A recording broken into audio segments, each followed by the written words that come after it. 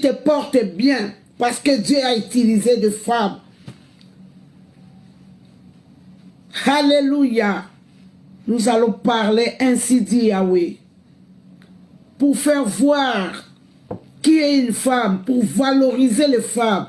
Car dans les jardins d'Éden, Dieu dit, je t'ai fait une aide semblable. Donc une femme, c'est une aide. On ne peut pas écarter une femme dans la société. On ne peut pas écarter une femme, même dans l'église. Dieu a utilisé des femmes pour que nous soyons comme nous sommes maintenant. Dieu a utilisé des femmes. Dieu est passé par des femmes. Dieu a valorisé les femmes. Mais aujourd'hui, nous sommes dans un monde qu'on essaie d'écarter les femmes. Voilà pourquoi le monde est dans le chaos. Pourquoi même l'église a failli. Parce qu'ils ont écarté les femmes. Voilà pourquoi j'ai amené un thème puissant qui est si tu es là, parce que Dieu a utilisé des femmes. Si tu es là, parce que Dieu a utilisé des femmes dans l'Ancien Testament. On ne va pas dire oui, Jésus a valorisé. Non, non, non. Dans l'Ancien Testament, Jésus a utilisé des femmes. Nous allons commencer notre émission. Là où tu es, invite quelqu'un, invite celui que tu connais, qui ne sait pas sa valeur, invite-la et partage la vidéo parce que nous allons être richement bénis. Alléluia. Donc, pour notre thème, si tu es là, parce que Dieu a utilisé une femme. Nous voyons dans l'Ancien Testament, nous avons les femmes que Dieu a utilisées. Alléluia. Nous voyons Exode 15, Exode 1. Si nous commençons 15 à 21, nous voyons comment Dieu a utilisé les 5 femmes hébreues. Donc nous parlons des 5, les femmes hébreues. Dieu a utilisé 5 femmes à l'époque de Moïse. Hein? La Bible dit, ce n'est pas le grand Moïse qui a accompli les premiers actes qui ont conduit à la libération de l'esclavage d'Égypte. Donc ce n'est pas Moïse qui a commencé la libération. C'est les 5 femmes hébreues que Dieu a commencé pour libérer le peuple d'Israël. Alléluia. Donc Dieu a utilisé les femmes. Avant que Moïse soit, Dieu a utilisé des femmes. Voilà pourquoi je viens valoriser une femme. Toi qui minimises une femme. Donc dans une maison, même s'il n'y a pas une femme, on comprend que dans cette maison-là, il n'y a pas une femme. Même quand les enfants vont à l'école, on sait voir que ces enfants-là ont une maman ou pas. Ou ces enfants-là sont chez leur papa ou chez leur maman. On sait les voir. Parce que Dieu a utilisé une femme. Parce que Dieu a mis une femme comme une aide. Donc quand il y a une aide, tout peut être en place, tout peut être normal. Parce que même Jésus qui était Dieu, quand il est descendu sur cette terre, il a pris les 12 pour l'accompagner dans son ministère. Donc toi qui veux écarter une femme, tu es déjà échoué, tu as déjà échoué. Donc Exode 1, 15 à 21, nous voyons les femmes hébreues que Dieu a utilisées. Il y a eu, dans les 5 femmes, il y a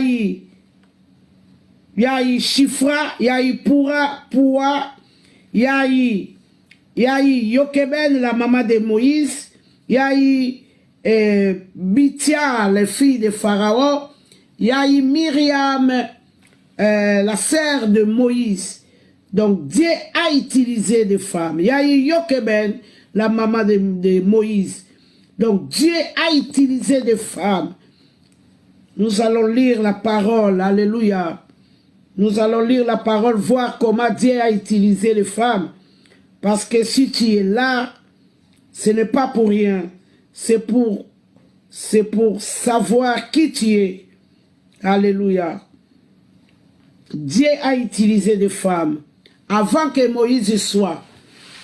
Avant que Moïse soit le libérateur, Dieu a utilisé des femmes libérateurs.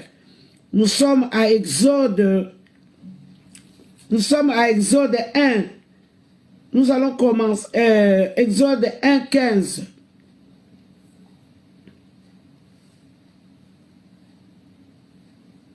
Exode 1.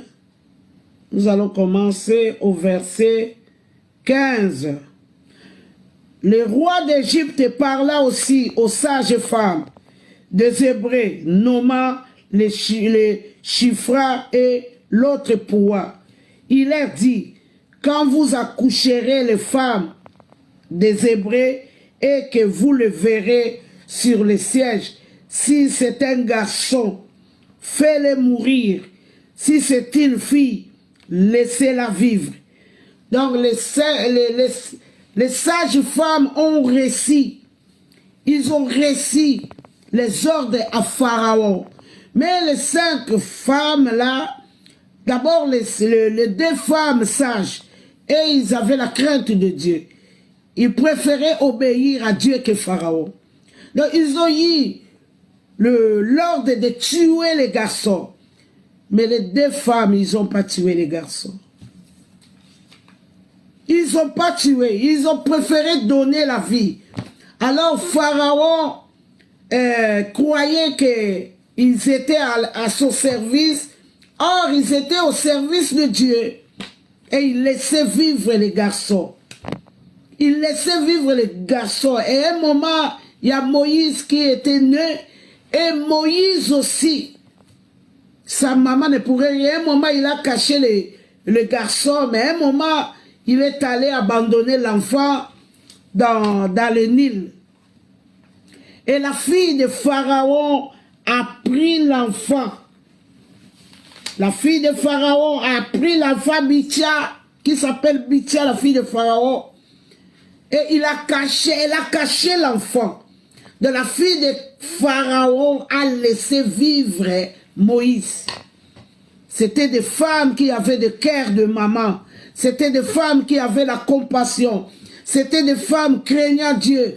C'était des femmes qui donnaient la vie. Une femme donne la vie, une femme donne la vie. Donc c'était ces femmes qui ont pu libérer Israël avant que Moïse soit. Alléluia. Donc toi qui essayes d'écarter une femme, je vais te dire ce n'est pas une bonne chose. Parce que ça, la femme, le monde est dans le chaos. Même la femme aussi qui donne la naissance à un enfant. Donc là, c'était le cas de c'était le cas de génocide. Donc le génocide n'a pas seulement commencé dans notre époque. Ça a commencé dans l'époque même de Pharaon. Donc il a donné l'ordre à tuer les garçons. Mais il y a eu des femmes qui avaient un cœur, qui avaient la compassion, qui ont laissé vivre Moïse jusqu'au moment où Moïse est venu libérer les enfants d'Israël. C'était à cause des femmes. Il y a eu Shifra, il y a eu Poua, il y a eu Yokeben, la maman de Moïse, il y a eu Myriam, la sœur de Moïse, il y a eu Bitia, la fille de Pharaon. Ce sont ces libérateurs qui ont libéré la grâce que Moïse soit. Alléluia. Donc il y a eu 5 femmes hébreues qui ont pu permettre à Moïse d'exister. Alléluia. Donc les 5 femmes des Hébreux.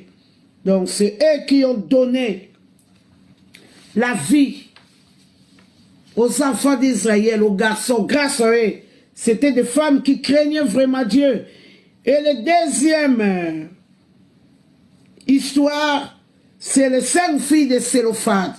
Là, dans l'époque de Moïse toujours, il y avait la loi qui condamnait les femmes Alors, il y a eu un moment, c'était autour de 5 filles de Sélophane. À leur tour, c'est des femmes qui se sont élevées. C'est les femmes qui ont refusé la condamnation. C'est les femmes qui ont voulu changer les lois. C'est les femmes qui ont voulu changer des choses. Si ça a été comme ça à partir d'aujourd'hui, à notre époque, ça doit s'arrêter. Alléluia. Donc c'est les femmes qui ont changé la loi. Parce que toutes les femmes étaient condamnées si ton père ou ta mère laissait l'héritage, tu ne pourrais pas hériter. Mais là, c'était à cause de ces 5 femmes, les filles de Sélophane, c'est à cause d'elles que la loi a changé.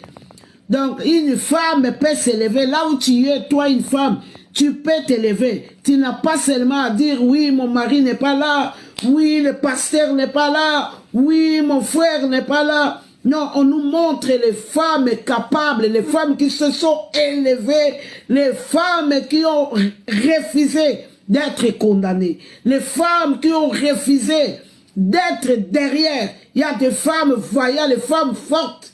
La Bible parle de femmes fortes. Alléluia. C'est des femmes fortes qui se sont élevées parce qu'à l'époque, Moïse était un grand. Pour aller voir Moïse, tu devais... Attention, comment tu vas arriver d'aller devant Moïse? Parce qu'à l'époque, les femmes étaient vraiment un peu bas. Donc tu ne pourrais pas aller là où il y avait les anciens et Moïse. Mais les 5 filles de Sélophane, et ils ont osé. Ils ont enlevé la paire. Ils se sont décidés. Ils ont dit, nous, si c'est la mort, mais nous, on va voir Moïse. Ils sont allés voir Moïse à cette époque-là. Parce que leur papa avait laissé des biens. Leur papa avait laissé l'héritage. Mais on voulait donner l'héritage aux frères de leur papa. Ils ont dit c'est injuste. Le papa est notre papa. L'héritage, c'est notre héritage. Parce que nous sommes des filles et que l'héritage de notre papa va aller chez ses frères. Ils ont refusé ça. Alors ils sont allés voir Moïse. Moïse a dit d'accord, parce que Moïse, c'était la première fois qu'il voit les femmes qui viennent lui consulter comme ça, devant l'assemblée.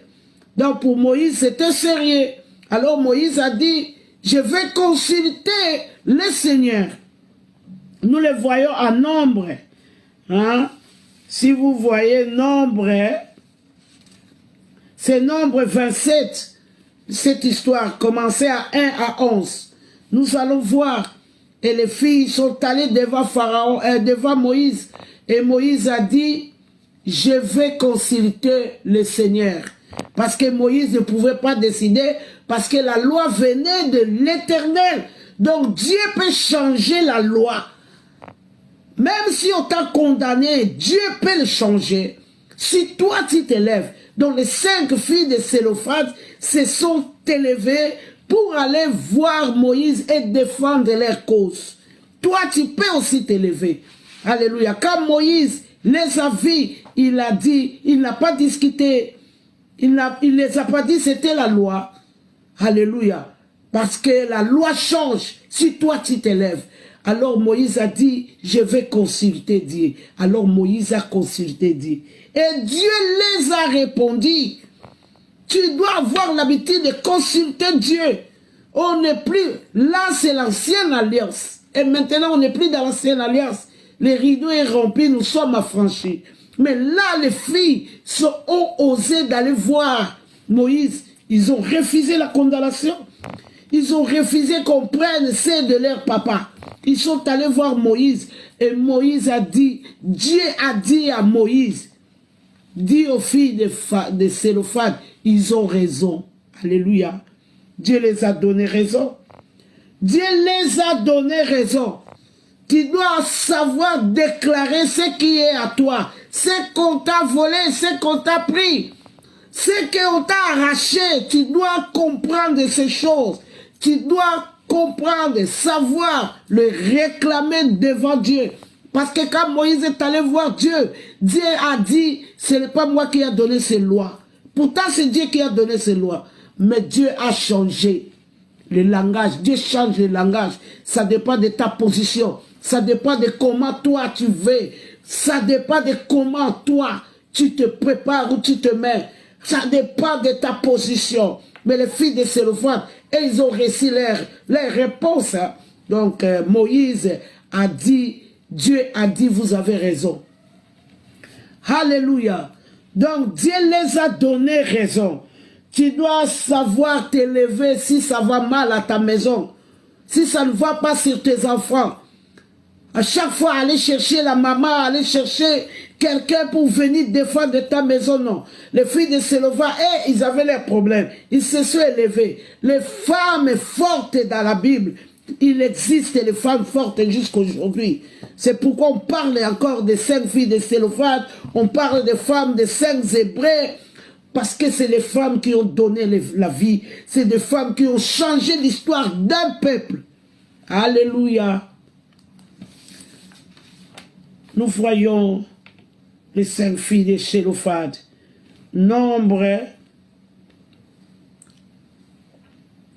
Nous sommes en Nombre 27. 27. Eh bien. Non, pourquoi? Oui. Alors Moïse, là je commence à 11. Il y a 5. Nombre 27, 5. Moïse porta la cause devant l'Éternel. Et l'Éternel dit à Moïse, les filles de Sélophane ont raison. Donc à chaque fois tu réclames tes droits et que tu n'as pas tort et que tu as raison, consciemment tu sais que moi je n'ai pas fauté. Alléluia, réclame à Dieu. Il écoute la prière de malheureux, il écoute la prière de pauvres. Alléluia. Voilà pourquoi ils ont essayé d'écarter la femme, le monde est dans le chaos. La femme, on ne joue pas avec une femme. Il y a des femmes fortes. Alléluia. Alors, Dieu dit, non, les filles de Sélophane ont raison. Tu leur donneras en héritage une possession parmi les frères de leur père. Et c'est à elles que tu feras passer l'héritage de leur père. Tu diras, la 8, hein, Nombre 27, 8, tu diras aux enfants d'Israël, et tu diras, non, tu parleras aux enfants d'Israël, Israël, et tu diras, lorsqu'un homme mourra sans laisser de fils, vous ferez passer son héritage à sa fille. Donc là, la loi change. La loi change pourquoi? La loi change parce que ces filles se sont élevées. Ils n'ont pas voulu être condamnés. Ils ont refusé la condamnation. Donc tu peux refuser la condamnation. Oh, toi tu es une femme, qu'est-ce que tu vas faire? Toi tu es une femme, tu as que vaut rien. Toi tu es une femme, tu n'as rien à dire ici. Non, tu as quelque chose à dire. Les 5 filles de Sélophane se sont levées, ils sont allés voir Moïse. Et à partir de là, la loi a changé. La loi. Donc là, Dieu donne des instructions. À partir d'aujourd'hui, si un papa meurt, même s'il n'avait pas les garçons, vous donnerez l'héritage aux filles. La loi a changé à cause de ses filles. S'il n'a point de filles, c'est là où vous donnerez l'héritage à ses frères. Mais quand tu meurs, tu laisses tes enfants parce qu'ils sont femmes, parce qu'ils sont filles. Et ils n'ont rien. Ils n'ont rien à ils ont rien à l'héritage. Non, ça c'était injuste. C'est pourquoi ces filles se sont élevées. Ils se sont élevés. Donc à partir de là, s'il n'y a point de frère de son père, vous donnerez son héritage aux plus proches parents de sa famille. Et c'est lui qui le possédera. Ce sera pour les enfants d'Israël une loi et un droit comme l'Éternel a ordonné à Moïse. Donc Dieu a changé la loi. Pourquoi? Parce que ces femmes, les filles de Sélophane se sont élevées. Donc je parle des femmes fortes. Toi qui se sens toujours minimisé, toi qui se sens toujours petit, Toi qui se sens toujours un vaurien, il faut ton mari, il faut ton papa, il faut ton frère, comme chez nous au Bas-Congo, il faut les oncles. Alléluia.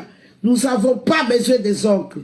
Les filles de Sélophane se sont élevées et la loi a changé. En Jésus-Christ maintenant, nous n'avons plus de condamnation. Mais là, je suis encore à l'Ancien Testament pour voir que les femmes ont fait des choses qui ont sauvé l'humanité, qui ont changé des lois. Alléluia. Je parle à une femme là. Et nous arrivons maintenant au troisième point. Mon troisième point est la prostituée Rahab.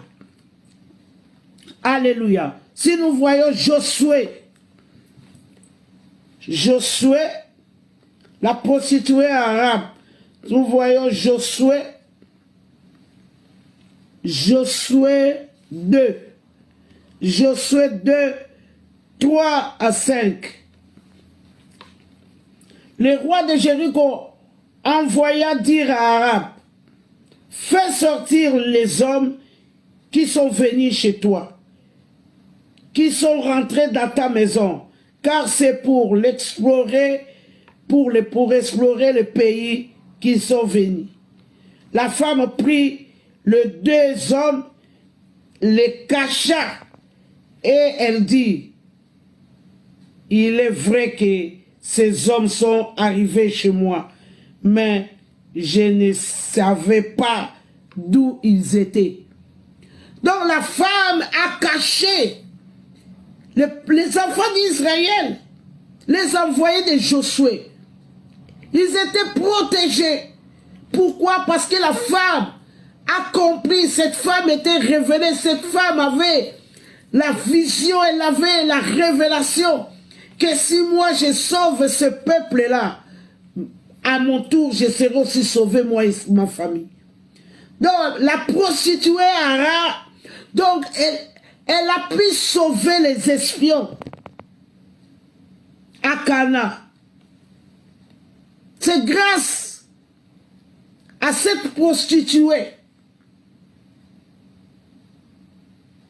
que les enfants d'Israël ont pu espionner pour voir les terrains, pour comprendre les terrains, pour prendre possession des terrains. C'était toujours à cause d'une femme. Ce n'est pas un homme qui les a accueillis là-bas. Donc une femme est très très importante. Toi qui ne crains pas la femme, toi qui sous-estimes la femme, toi qui fais qu'insulter la femme, toi qui joues avec la femme, toi qui fais que refouler la femme, tu es en tort. C'est pourquoi il n'y a rien qui marche de toi. Parce que Dieu a dit, je te ferai une aide semblable. Une aide. Une femme, c'est une aide. Un homme, c'est un homme. La Bible dit, celui qui trouve une bonne femme trouve le bonheur. Donc il y a des papas, quand toi tu dors, la femme prie. Il demande à Dieu, donne du travail à mon mari, donne du travail à mon mari. Le jour que tu as du travail, tu commences à jouer avec la femme. Une femme a des capacités spéciales que Dieu a mis en lui, en elle. On ne joue pas avec une femme. La Bible dit la prostituée n'a pas eu peur. À Cana, elle a reçu les espions. Elle les a cachés, elle les a protégés. À leur tour, ils sont venus aussi. Quand ils sont venus, ils ont pensé à elle et ils ont protégé aussi sa famille. Sa famille était sauvée à cause d'elle, la prostituée arabe. Une femme est très importante dans la vie. Même les hommes qui ne sont pas mariés, on voit que cet homme-là n'est pas marié. Alléluia. Ne sous-estime pas une femme. Une femme est très importante dans la vie courante. Sans une femme, le monde est dans les chaos. Les femmes zébrées, ils ont sauvé des vies. C'est pourquoi il y a eu Moïse. Sans les femmes zébrées, il n'y aura pas Moïse. Parce que Pharaon voulait exterminer tous les garçons. Il y a eu la génocide à cette époque-là. En Égypte. C'est à cause d'une femme. Ils n'ont pas eu la crainte de Pharaon. Ils ont fait ça parce qu'ils avaient la crainte de Dieu.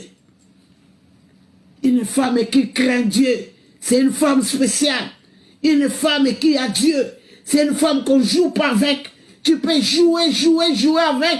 Un jour, tu vas le payer. Dieu fait la loi. Mais à cause des 5 filles de Sélophate, la loi change. Parce que c'est des femmes qui se sont élevées. C'est les femmes qui ont raisonné, qui ont bien raisonné, que non, nous, à notre tour, non. L'héritage de notre papa, c'est pour nous. Alléluia. 4e point. Nous avons Jaël, l'héroïne. Jaël, lui, elle, c'était des descendants, c'était des Kénites, donc les descendants de Caïn. Donc, ils n'appartenaient pas au peuple Israël, non. Ils étaient aussi des étrangers. Jaël, si on voit à Jish. Donc, Jaël, c'est une femme héroïne qui a sauvé Israël à l'époque de Déborah. Parce que Déborah, dans son époque, ils étaient vraiment dérangés, Déborah. Ils étaient persécutés par les Cananéens.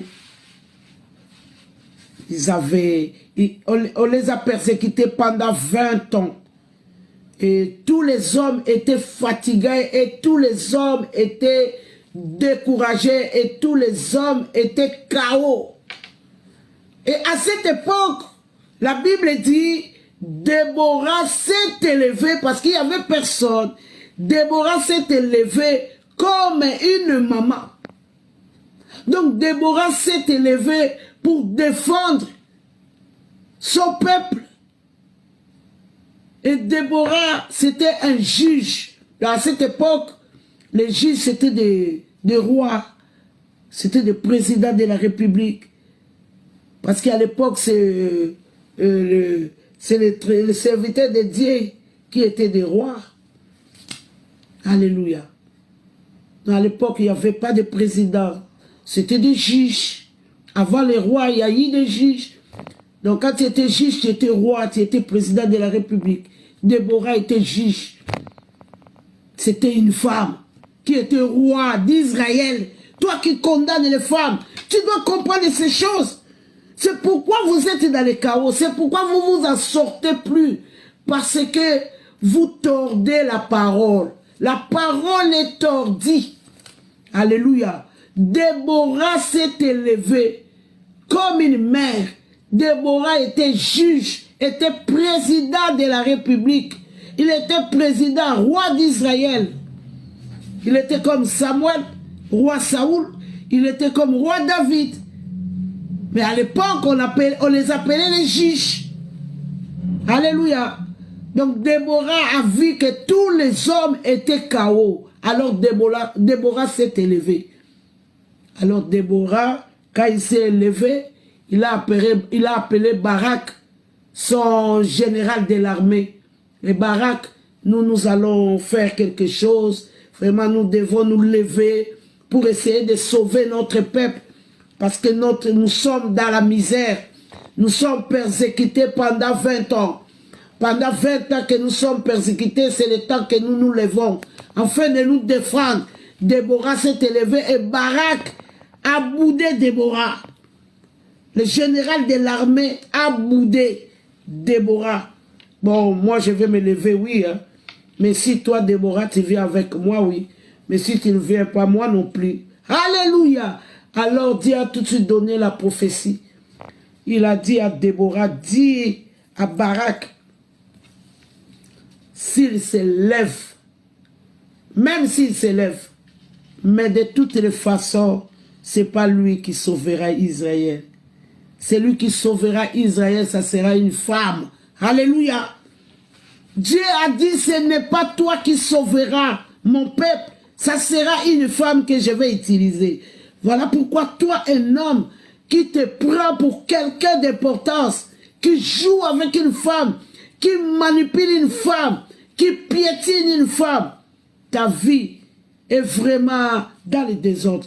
Tu dois craindre une femme, tu dois respecter une femme, parce qu'une femme, c'est la femme qui prépare pour toi, c'est la femme qui te donne des enfants, c'est la femme qui lave même ton vêtement là que tu mets, c'est la femme qui garde la maison. Un homme qui ne respecte pas sa femme, c'est un homme animal. Voilà pourquoi nous parlons des femmes, parce que c'est le mois de la femme. Donc la Bible dit, la Bible dit, Barak a boudé Déborah, parce qu'il a vu que c'était une femme qui lui parlait. Parce qu'il a vu que c'était une femme qui donnait des ordres. Il ne savait pas que Déborah, c'était une femme de Dieu. Il ne savait pas que Déborah collaborait avec Dieu. Il ne savait pas que Déborah, ce n'était pas n'importe quelle femme. C'était la femme qui avait la vie en Dieu, en lui. Alléluia. C'était l'Esprit de Dieu qui habitait en Déborah, qui parlait de tout. Alléluia. Voilà pourquoi ne joue pas avec la femme qui craint Dieu. Ne joue pas avec une femme qui prie, même si tu as ta sœur qui prie et qui te parle, il faut l'écouter parce qu'il parle de la part de l'Éternel. Tu dois obéir à une femme qui parle de la part de l'Éternel. La femme qui craint Dieu, ce n'est pas une femme à jouer avec. Alléluia. Alors, si nous voyons à Juge 4, 17 à 24, nous voyons maintenant que Barak est allé faire son combat, il est allé parce qu'ils sont partis avec Déborah comme il avait dit. Et alors, comme Dieu n'arrête pas, est derrière sa parole pour accomplir, alors Barak, il a bien fait son combat parce que c'est un vaillant, c'est général de l'armée à cette époque d'Israël. Mais il n'a pas gagné.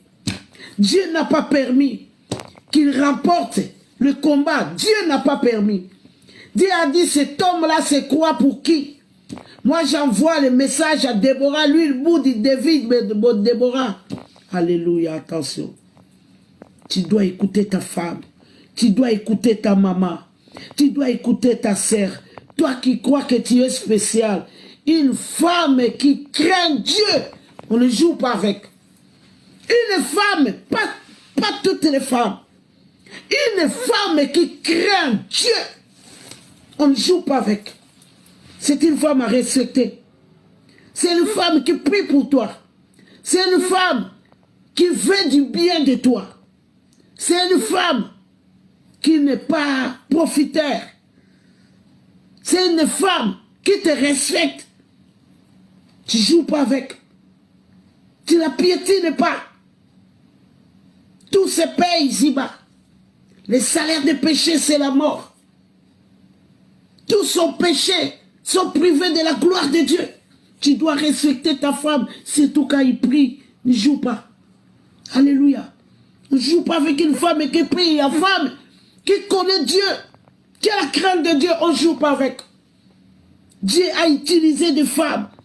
Dieu peut utiliser ta femme pour ta réussite. Dieu peut utiliser ta femme. Alléluia. Pour ton bien. Ne joue pas avec une femme. Alléluia. Nous sommes ici, Juge 4. Juge 4, si nous voyons 17. Alléluia. Allez, mon thème pour ceux qui sont rentrés là, si tu es là parce que Dieu a utilisé des femmes, ça c'est mon thème, j'ai oublié d'écrire. Donc ici, nous arrivons maintenant, point 4, hein. Nous arrivons à Juge 4, si nous commençons 17. Nous voyons Sisera se réfugie, Sisera, ce général de l'armée de des Cananéens. Hein? Le roi était Jabin. Donc, celui était le général d'armée qui persécutait le peuple d'Israël, qui les a fatigués pendant 20 ans. Mais là, Sisera va dans la tente de Jaël. Elle va se réfugier chez une femme qui n'est pas israélite, qui n'est pas hébreu.